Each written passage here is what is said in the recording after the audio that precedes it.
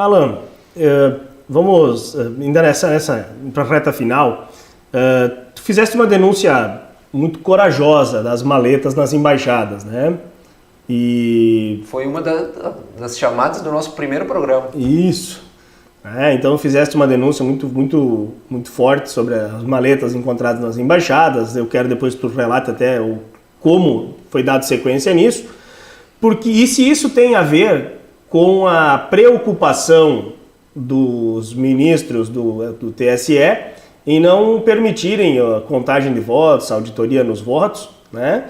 E, resumo, as urnas eletrônicas e todo esse sistema que foi denunciado por ti vai permitir a vitória de Bolsonaro nas urnas? Tem 3, 4 perguntas aí, né? Sem contar o que foi as eleições americanas passadas, né? Exato. Vamos iniciar para a questão das maletas de escuta telefônica, né? Então, eu expus em rede nacional, no programa da Record, em horário nobre, que o TSE havia, então, pedido uma prova de conceito, esse é o termo, para uma empresa alemã chamada Rods & Schwarz, que ela comprovasse que ela seria capaz de fazer uma varredura próxima ao TSE, tirar o fone aqui por causa do retorno, uma varredura no TSE, para que com essa varredura identificasse, então, onde que existiriam maletas de escuta de telefônica, que são tecnologia espiã, para poder simular o que se chama-se ERBS, ERB, né, que é a Estação Rádio Base. E nessa prova de conceito da empresa alemã Rods & Schwarz, a pedido do TSE, descobriu-se então que sim, havia maletas de escuta telefônica perto do TSE. Eles mostraram o endereço lá. Eles mostram aqueles dados de localização.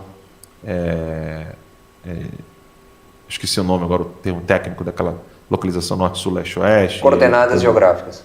Coordenadas geográficas, obrigado. Então eles deram ali as coordenadas, e as coordenadas são embaixada da China, embaixada da Coreia do Norte e uma próxima à casa do Kakai, o advogado que entra de bermuda no STF. Muito bem.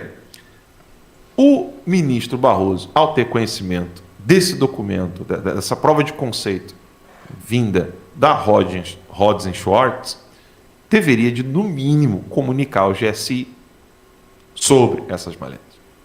Não comunicou, guardou, e a minha fonte me concedeu cópia dos originais.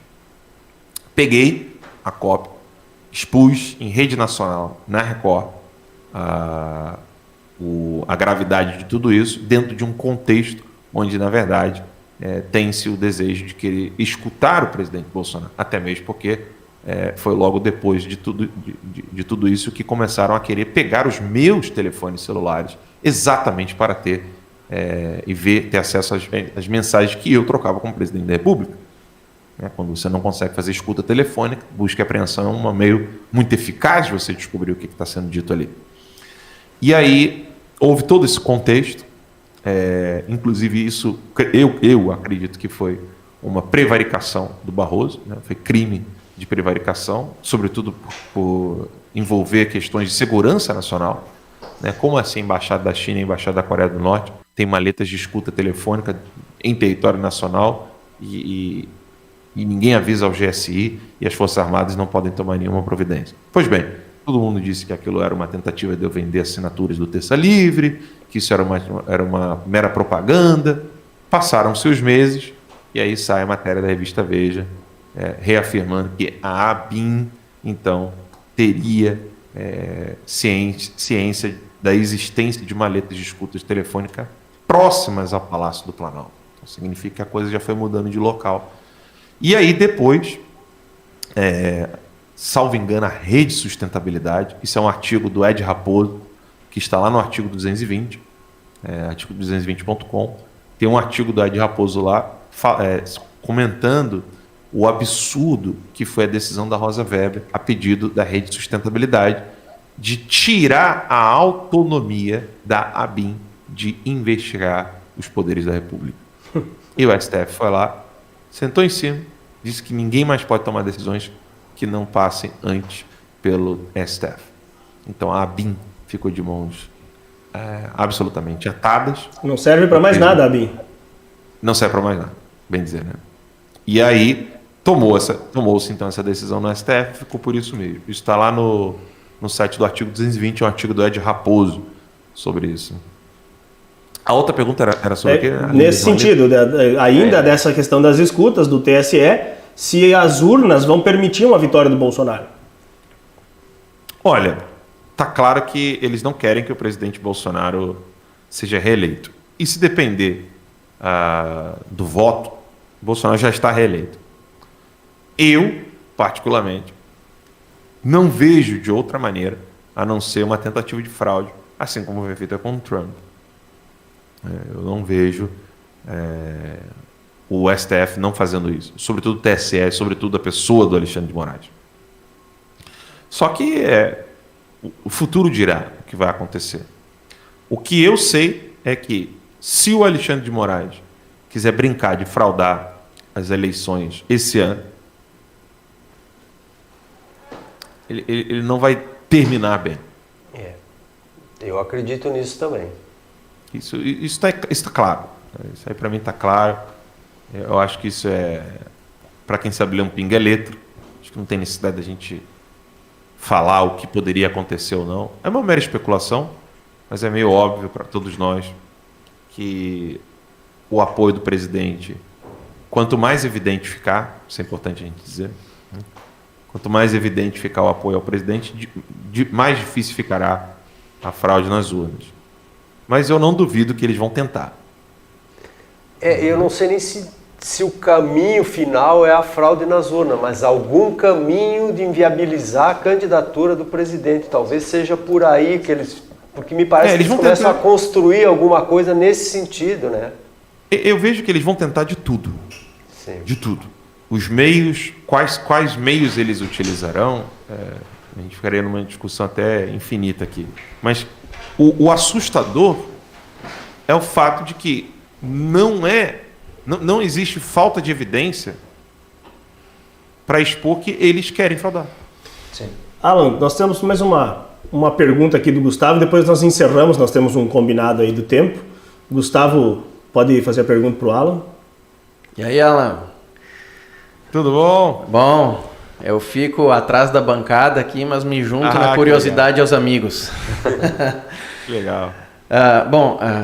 Já sabe que a gente foi um espectador assíduo do Terça Livre e, assim como o Fiuza bem apelidou os órgãos de imprensa hoje que a gente tem no Brasil, de um grupinho esquisito lá que defende ideias de esquerda e massacram o executivo brasileiro, a gente fica aqui numa posição às vezes um pouco solitária, né? Eles tentaram fragmentar canais que tinham peso, como Terça Livre, assim como continuam tentando, e fica um pedido, um apelo de você dar uma mensagem para esses canais independentes, para os pensadores de direita. Quais os caminhos que você vê para que a gente consiga defender essa correção da sociedade brasileira através das nossas opiniões? Olha, nós não podemos desistir, não podemos desanimar, sobretudo por amor aos pequenos, por amor não a quem é da classe média, tem dinheiro, pode sair do país se alguma coisa der ruim, mas por amor àquela pessoa que está na periferia, sofrendo, e que não tem nenhuma perspectiva de vida caso algo muito ruim venha acontecer no Brasil. Como uma ditadura comunista que o Lula quer impor. Então, é por eles que nós temos que encontrar força. Não é uma segregação ou discurso de classe aqui, não. É porque, de fato, a pessoa consciente, com grana, ela pode olhar o mercado brasileiro, ver a situação brasileira, vende alguns imóveis, vende a empresa, vem para os Estados Unidos, consegue visto e vai ser feliz. Agora, há uma grande parte da sociedade que não tem para onde correr. E vai ter que viver numa ditadura caso nada for feito. Vai ficar ali submisso, perdendo liberdades, não podendo ter eu não digo nem qualidade de vida, mas eu estou falando, não pode ter uma vida digna. Né? Porque quem é morto a qualquer momento num assalto bárbaro, como a gente está presenciando o tempo todo no Brasil, não é uma questão de qualidade de vida, de dignidade. As pessoas estão perdendo dignidade, então nós temos que continuar firmes por eles, né, e pelos nossos filhos. Né? Por mais que eu, por exemplo, quero criar meus filhos nos Estados Unidos, né? Mas eu quero mostrar para eles, né, as cores da bandeira do meu país, contar a história do meu país, e falar para eles o tesouro cultural, né, os escritores, Machado de Assis, Monteiro Lobato, falar do amor que nós temos pelo nosso país, pela nossa língua, pela nossa nação. Então a gente não pode desanimar. É árduo? É difícil? É. Mas olha, eu digo, nós estamos em mais vantagem do que os comunistas em 1920. Quando eles chegaram, eles encontraram universidades, todas elas, ensinando Aristóteles, Tomás de Aquino, Platão, grandes escritores. Você tinha grandes poetas, você tinha um povo muito mais conservador, não tinha deteriorização moral, a religião não estava esculachada como está hoje. Você tinha um tecido social muito melhor para conviver, e mesmo assim eles estavam ali pregando revolução.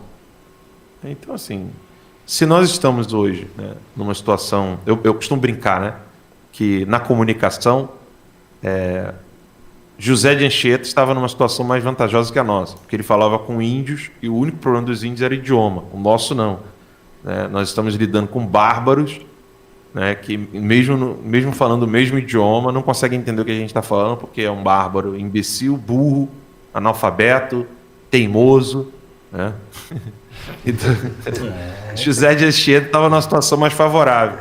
Mas se nós não desanimarmos, se nós não desistirmos e conscientizarmos o nosso povo, dentro do nosso município, dentro do nosso estado, trazendo os problemas do nosso país à tona, não apontando soluções e dizendo para onde o povo deve ir, mas simplesmente dizendo, olha, não te mostraram isso aqui, não te mostraram isso aqui, não te mostraram isso aqui.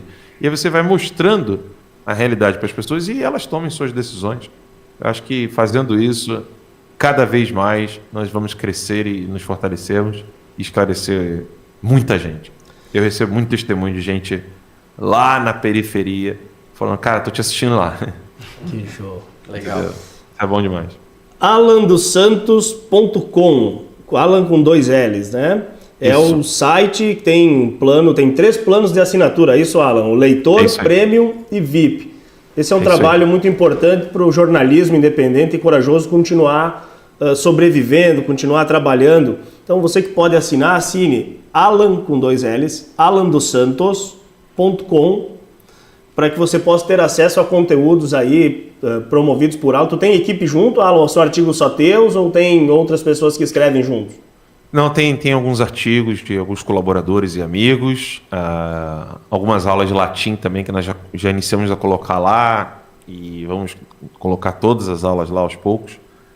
Então o pessoal já tem um conteúdo que é aula de latim, fora alguns vídeos exclusivos e, sobretudo, um grupo comigo, né? Tem um grupo, quem é assinante VIP tem um grupo no WhatsApp comigo, tem também grupos na própria plataforma voltados para os assinantes.